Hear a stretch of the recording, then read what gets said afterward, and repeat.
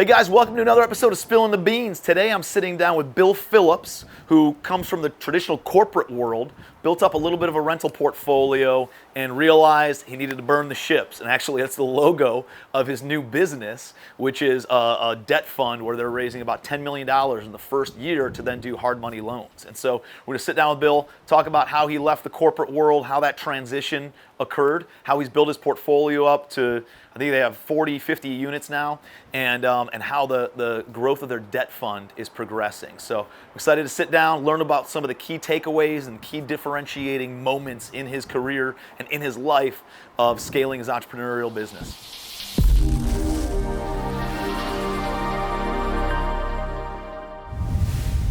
Bill, what's up, buddy? Hey, man, good to be here. Welcome to Spilling the Beans. Welcome to Charleston. Yeah, thank you. And I know you've been here before, man. It's good to have you guys down here. We had a great steak dinner the other night. Oh, man, it was good. Had a good workout today. Well, good is relative term, right? It was Yeah, it's your fault I'm hurting right now. Dude. Told me I had to keep whatever above 70 RPM, so I did everything I could, and painful. I'm done. It's painful. It was really impressive. You did a phenomenal job on the assault bike.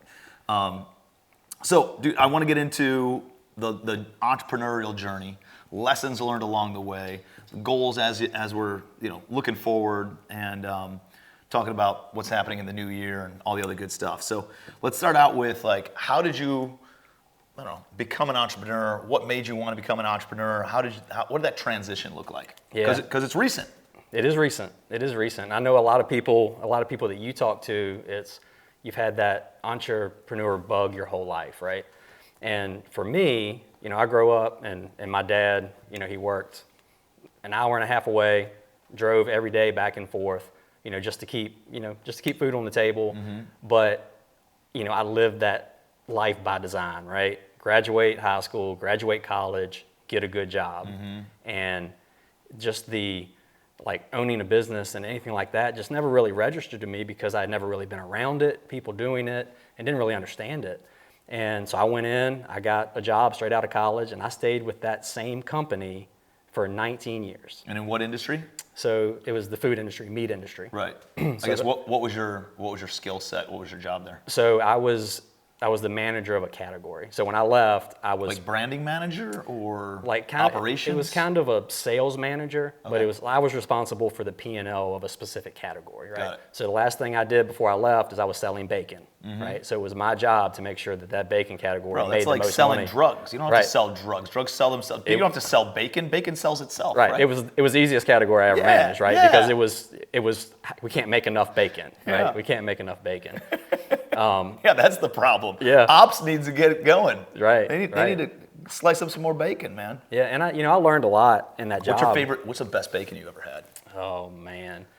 We had a bacon, it was one processor in California, mm-hmm. and really small company. We ended up buying them, and I don't know, they had some kind of cold smoke something. It's the best bacon by far. You guys bought them and then you fucked it all up, or what? I think they're still going strong. Oh, okay. But it's a very small part, of what that company didn't does. shut down that great bacon. Yeah, though. But so every... Do you remember the name of it? Can I find it somewhere? It was Mohawk. Mohawk is the name of the brand? That was the name of the company. They have a couple brands, and I can't remember Mohawk. What they are now. Bacon, it's cold what? It's cold smoked, I believe. Cold smoked. Yeah. All right. I'll figure out the brand. I'll get it to you. But yeah, it's worth trying to order some of it. If anybody finds this, send it over. Yeah. I'm Googling it. But I got to eat a lot of good bacon. We'll put the link in the comments. Yeah, I got to eat a lot of good bacon. Yeah, especially in that last job, we'd eat bacon 4 days a week, right? Really? Yeah. Oh, it was a lot. It was a lot. I never got sick of it. BLTs, yeah, really? Yeah. No, not that. It always tastes good. Like ham and fresh pork for a while. That stuff gets old. Not bacon, though. Mm-hmm. Yeah, that was good. That's great, man. Yeah, thick cut. That's good. Anyways, all right, back to entrepreneurial journey. So you're crushing it, slaying some bacon sales. Yeah, and it was a good friend of mine at the company dropped Rich Dad Poor Dad on my desk, right? And before this point, I never read that much. It just wasn't not something I did. I didn't like to read growing up, high school, everything. And it sat on my desk for, 6-7 months. And I went on a trip and I started reading the book. I picked it up on a plane, and I traveled a lot. So I should have been reading. I was watching videos and stuff like that. But I read that book from cover to cover on that trip. And I came back and I called him into my office I was just blown away. Yeah. Because it was a immediate mindset shift for me, right? Just through that book, and then I went on to read a whole bunch of other stuff. So I dove heavily into just financial education. And I always saved money, right, and invested money, but there was no strategy behind it. It was just work, work, work, have enough money to retire. And that's the life I was living because I didn't know any better. And this kind of opened my eyes to that. And over the next couple, that was probably 2017. So would you say that most people fall into that because, I mean, it's just indoctrinated when they're younger, or they don't know they don't even know what they don't know, kind of a thing? I think so. Or do you think people aren't looking for it? They're not ambitious. They're not. I don't know. How come more people, or how can we make a bigger impact and make it more known? Because people obviously it's if not the biggest, it's probably in the top couple of biggest motivators of anything for why anybody does anything, right? Like, so people are interested in money, but how come more people aren't asking questions? How come more people aren't looking at other ways to invest or trying to figure out that, if there's something more out there? Yeah, I think it's just because like you get into that system. And like for me, I got into the corporate world and I wasn't thinking about, necessarily personal goals. I always had personal goals, but the goal was how do I get up to the top of this company, right? And that's a long process, right? It's a long, long process to get there. Wait for a lot of people to die or get fired. Yeah, it's people moving around and stuff gets shifted around, but it's more so. I mean, 'cause I think about it, and it almost scares me to think about it. Is if that person hadn't put that book on my desk that day or ever, I wouldn't have changed anything. Yeah. Because I just wasn't thinking that way. It's one of those pivotal moments in life, right? Yeah. The whole direction changes. Yeah, and then it surprised me too, because then I handed that book out to everybody, and I think this is the more surprising thing. I'm waiting for it to blow everybody's minds, right? And maybe 1 out of 5 people come back and like, oh, that was good, and the other 4 are like, oh, that's a good book, and it's just interesting, right? It's just I think it's that shift. So it was there. So it's like Yeah. the student needs to be ready when the teacher appears, right? Right. Like when the student's ready, then the teacher will appear. I mean, that's a really kind of a cliche saying, but it's very true because I've given out books that completely transformed my life too, and the thought principles inside, and they're like, yeah, it was just hard to get through, right? Right. I'm like, what? Right. I was there with a highlighter on every single page, like, oh my goodness, this is blowing my mind. And I think that's a good point you have to be ready. Because before that, and I have a good example of it, I wasn't ready.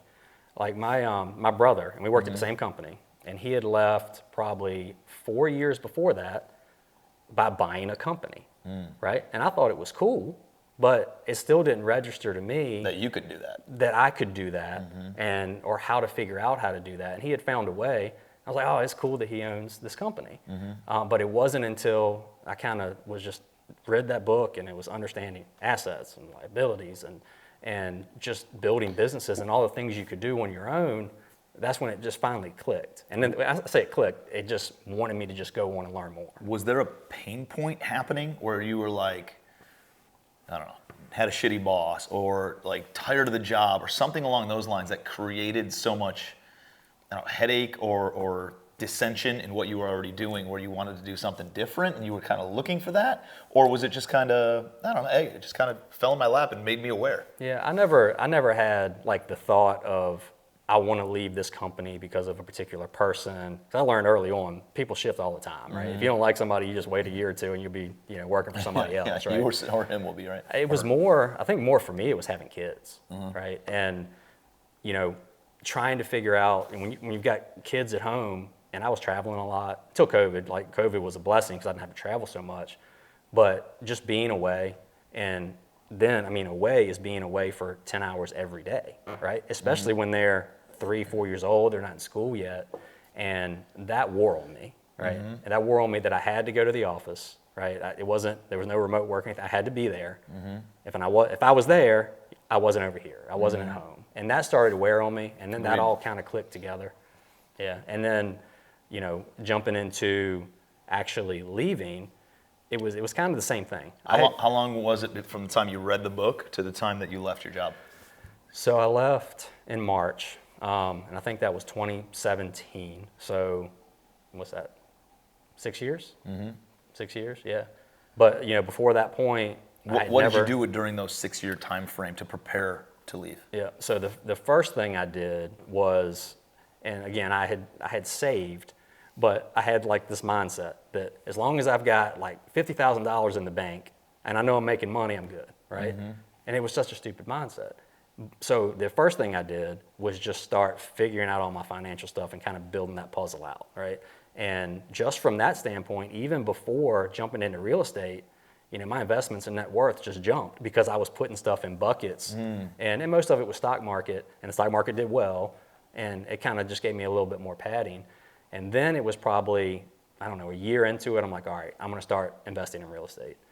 And probably went, a little over a year before I got that first rental property. And I was scared to death, $80,000 property, and I put, I think, $25,000 into it, in it for 105, and refinance it, burst strategy, put a renter in it, appraised for 165. What did it rent for? It started at $1,250 a month. I was gonna say it got to be $1,200, $1,300. And now it's $1,600 a month. It's amazing. And I still have that property. It's one of my best properties. But that was the first deal. I'm like, all right, I have to do this like 100 more times. Like why? And it was especially with the burst, right? You get that capital back and you just keep recycling it. And then I bought a couple that year, and Jason Seward and I, it was funny. So we're good friends. We went to college together, and we would meet. Like we kind of both got the bug. And it was funny because I had sent him a podcast, some random podcast about credit card points. And he went back, and unbeknownst to me, and started listening to all these podcasts. And he got the bug just from me sending him this random podcast. And we got to talking. He's like, man, I'm going to buy rental properties. He owes his life to you. He does. Almost. He does. Yeah, He owns the direction of his life to me. Okay. Pivotal point. Yeah. But let's hang that over his head for a long time. But we decided at first, we're like, we're both new to this. And so let's kind of do our own thing, go buy some properties. And we were meeting in the Hardee's parking lot before work. So like 5:30, 6 o'clock in the morning, comparing notes on what we were doing, deals we were finding, did the numbers make sense? That's cool. And we did that. Dude, that to me is one of those differentiators, right? You have somebody that creates accountability and holds you accountable. It's somebody that you can have. It's a mini mastermind, right? Yeah. It's two people putting their heads together that create another higher level consciousness, and that is so powerful to have people that you can run with, right? If you got to go work out every day on your own versus you have a workout partner that you don't want to wake up, but you know that they're going to be at the gym, and you don't want to leave them hanging. Like, guess what? Having that accountability in all aspects is, I think, one of the most important things that you could do, right? Is make sure that you're surrounding yourself with those people. Yeah, and I did that, and I got into a habit of doing that with everything. Like I was wanting to get up and work out in the mornings because I wanted to use lunchtime to do real estate stuff, right? So I found two guys that were working out every morning, and I said, I'm coming tomorrow morning whether you want me there or not. I'm showing up. And we showed up every single day, every morning, because that accountability is there. It's huge. But Jason and I, that first year, I think he bought 3 houses, I bought 2, and we're like, all right, this is stupid. We have capital, we have HELOCs, things like that. We have different skill sets, right? Let's come together. And so I think he bought 3, I bought 2, and within the next 6 months, we bought 8 houses, right? Because we were both focused on it, and we were both holding each other accountable to what we were doing, right? So it wasn't comparing notes anymore. It was like, all right, what are you doing? What am I doing? Let's go get it done. And it was kind of off from there. And looking back on it, and I was still doing okay at my job, but it was like that point, the rich dad, poor dad, doing a couple deals, I was not doing good for that company anymore. Right. It was going to come to a point no matter what. Yeah. Well, you're just more excited. Yeah. You want to be over here because the excitement of building your fortune, right, as opposed to being at the day job is just so much more exciting, and it captures your attention, and it's what you think about first thing when you wake up and the last thing you think about before you go to bed. And it's hard to commit to 2 things, right? You can't do that. Yeah, and then fast forward to last year. We bought an apartment building, and then it was kind of eyes open on just the commercial side. And, it wasn't through Commercial Empire or anything like that, but we started finding, like, we knew we needed some kind of group, right? We needed a mastermind. We needed something. And we talked about it. We didn't know which way we were going to go. And we knew we were gonna have to go pay for something to get into the room we wanted to. And Jason did the legwork, and he sent me your stuff, and he's like, this is our group. He's like, I can relate to him. And so we dug in, had our call with Nick, and went to the Nashville event in October. And he's gonna kill me for saying this, but before we went, he's like, all right, we're not going here and just leaving saying we're gonna leave our jobs, right? We had good jobs, good income. And we were sitting in the airport on the way out of the Nashville. Because you listen to some of my other stuff, right? You Right. know that's my MO. So we're sitting in the airport leaving Nashville, and he says, all right, let's go sit over here and have a drink before we get on the plane. And he sits down, I was like, I'm done, right? He says, I'm done, I'm out. And I'm like, all right, well, you said let's digest it for a few days. And a few days went by, and he's like, I scheduled something with my boss. And I'm like, well, I had been ready for a long time. But between your event and sitting with, the round tables, and I remember some people like almost laughing at me, like, what are you doing, right? Why are you still there? And as long as you own a couple of properties, like I wouldn't tell somebody to quit their job if I didn't think that they were capable of taking their existing business to the next level. But like, how many doors did you have at that time? At that time, so we had bought that apartment building, we had about 20, something like that. So like, you've been through the reps, man. You have the foundational elements. Now you just need more time in order to go and find more deals and raise more money. You know the activities, you know the basics of it, and now you just need to like go all in on that and scale it. You know? And we knew that. Like we knew that, and that was the reason, the main reason we joined the group to kind of, maybe it was just that extra little push where we knew we were already there and wanted to do it. But if we were going to make the leap, we knew we were going to need help, to just kind of get going and go as fast as we wanted to. And the other part of it was with our jobs, they were very demanding. We didn't have time to do what we needed to do. And we knew that if we got out there doing it full time, no matter what, we're going to figure it out, right? And we both kind of have that mindset, to a point of even thinking back, why did it take us so long, right, to do it? But it was still hard to break that this is what I'm supposed to do and stay in this job, it's so secure. And I had I'd say it was about 4 months, because I stayed on through March because I had a bonus coming. But that 4 months, I was kind of a wreck. I'm like, what am I doing? Is this stupid? And my wife was ultra supportive. She was just like, you just be done. And I gave that resignation, and then it was just All it this was weight, done. all this weight off your shoulders. It was just done. It was an unbelievable feeling. And then for the next month, I'm like, it was just relaxing. I knew I had to get to work, but it was that part was done. And now it's time to get going. And then over the next few months, it starts to pick up. But it's just so much more rewarding. It is. Doing our own thing. It is, it's man. Good. And you can control your schedule, and there's a lot of benefits to it. How many have you guys worked on growing the door count? Yeah, so we closed another 16 units a couple of months ago. We're up to about 45 right now. And so since you left your job in March of 23, you've grown the portfolio by 130%. Yeah. That's awesome, dude. Yeah. And I mean, we're sitting down, and this is December of 23. So we're talking about 9 months, and you more than doubled your portfolio, which is, it's amazing, right? And it's the amazing part is that, like, I know where it's going. I know the momentum that you're building, and what you've already done is super impressive. But what's going to be more impressive is like, now you're starting to hit the hockey stick growth, right? Now you're like, all right, now you're on the upward trend, and you know where it can really go, and start doubling the portfolio every 6 to 12 months, and get up to hundreds, if not thousands of doors, right? And if that's what you want, right? Like, I don't really push go and grow the door count anymore as much as I used to, because I want to make sure people know what they want from the business and make sure that the business is built to serve them as opposed to being a slave to it, you know? And we're focusing a lot on our debt fund and building that out, but we're not stopping on the investor side, right? We're going to keep investing. We're going to keep buying. And one thing that's been cool about this fund is, from a networking standpoint, putting out a product that helps other real estate investors gets us so much conversation about different deals and things that are coming along, where it's going to be a good business.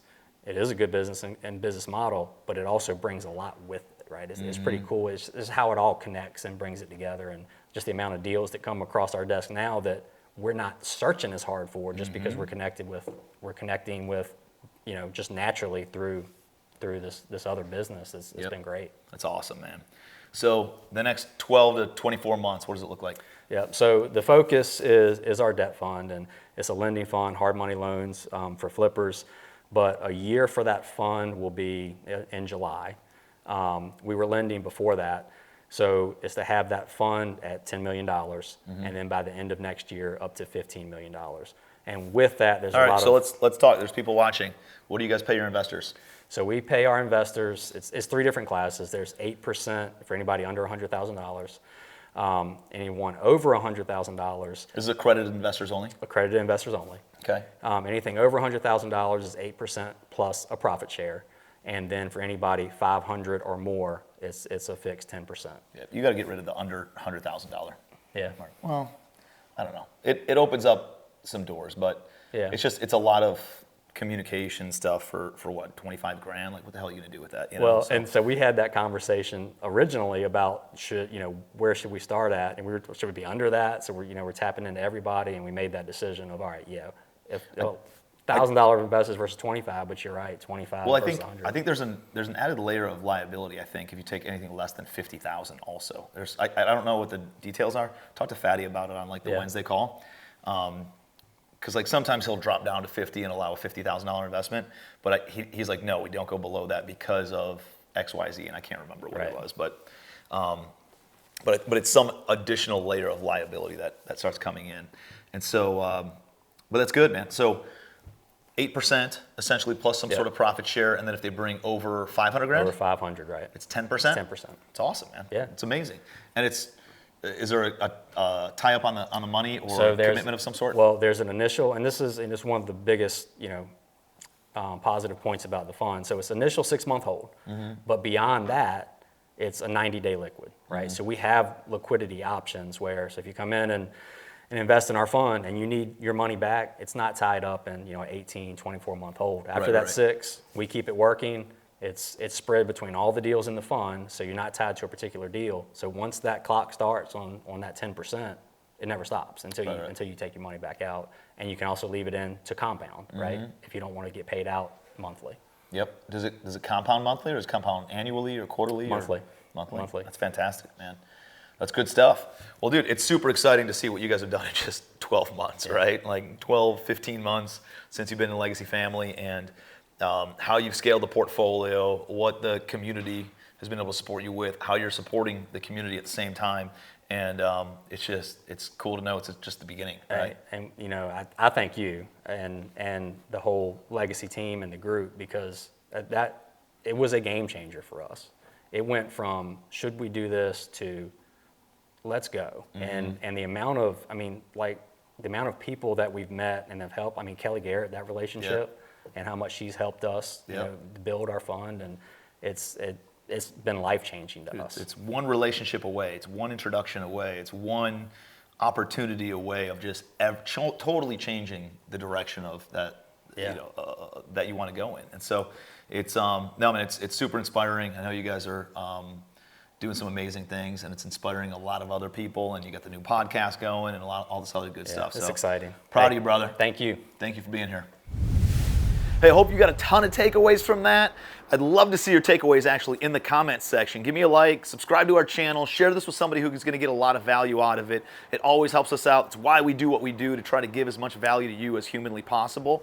And if you could do those things, it would mean a lot to us. So appreciate you. I'll see you next week on Spilling the Beans. Until then, be your best.